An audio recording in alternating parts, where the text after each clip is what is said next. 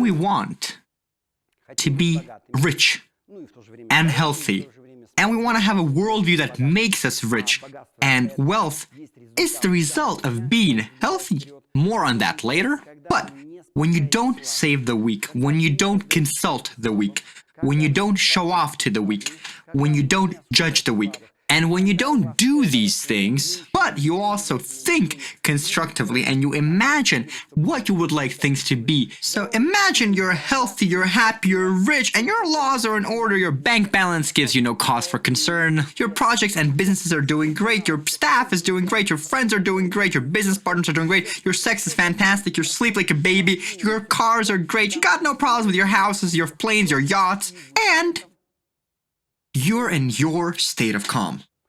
Notice the sensation you're experiencing and switch right off.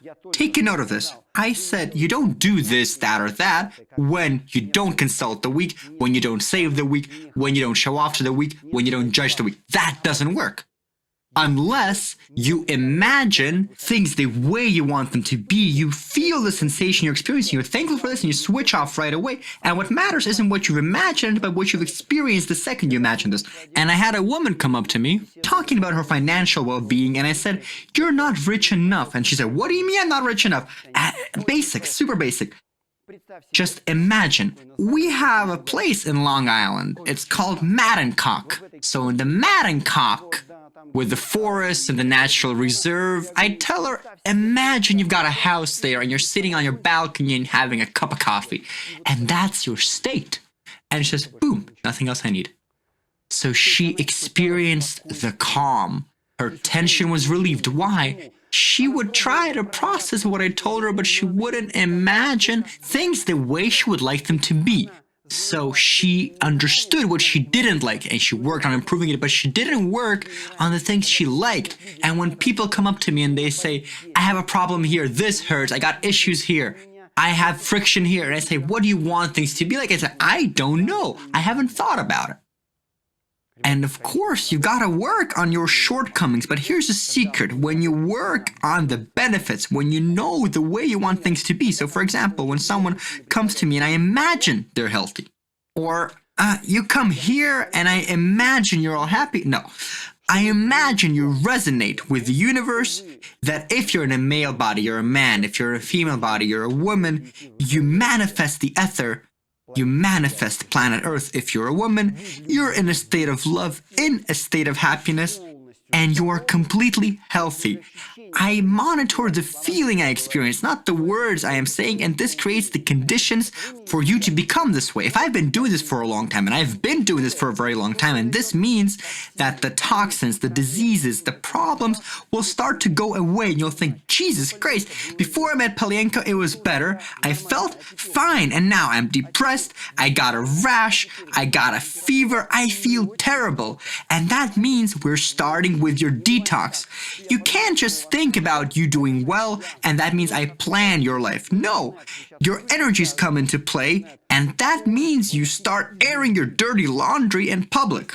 You start taking the trash and the dust out. We call the cleaning company and they are cleaning. Keep this in mind. So, most of us aren't ready to be healthy, happy, rich, and live long because they're against cleaning.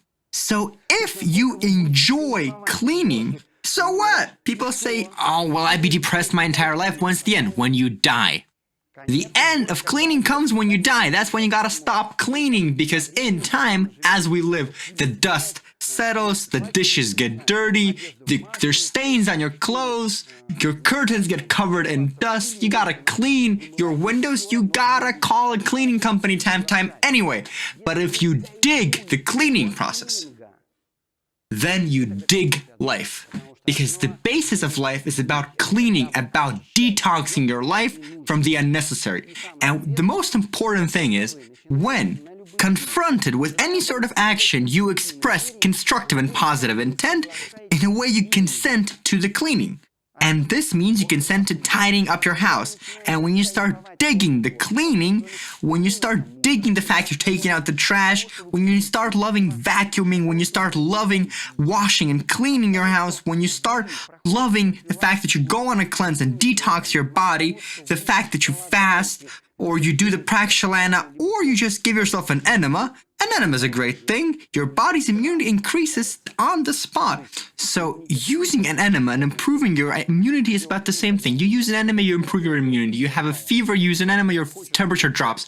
You want your life to be great, your body to be great, get an enema. Sometimes you gotta eat, of course. Sometimes you gotta think creatively. Sometimes you gotta remember you're a man or a woman, or your only friends will be enemas. I want sex, I do an enema. I want more sex, I do another enema. And your immunity is through the roof. It is through the roof, but you've got to approach life from all sides. It's not that your enema is your happiness. No, all of us. We're here so we can become happy and enjoy life. So, I say, I am everything. Everything is me. We are men or women. We are the ether of the earth. We are love. And then we are happiness. So that's the sequence. That's the center. Then comes health, wealth, youth, longevity, and magic. But happiness is the core on both sides of the spectrum. Happiness is being emotionally independent from your old laws and sensually independent from your new laws. Happiness is being calm, and this leads to you resonating with yourself, resonating with your program, resonating with space, with your actions, and with the body you have. Your body changes the whole time, but you resonate with it, and that's why you enjoy it. There's 2 points that people keep telling me. You live to be happy, to get pleasure, and the rest is secondary. And when we talk about health, it is a consequence of happiness. Wealth is a consequence of happiness. Youth is a consequence of happiness. Longevity is once again a consequence of happiness, and magic is a consequence of happiness. Happiness is what you have here. When you are in the present, when you create the conditions for the present to change your life creatively and positively.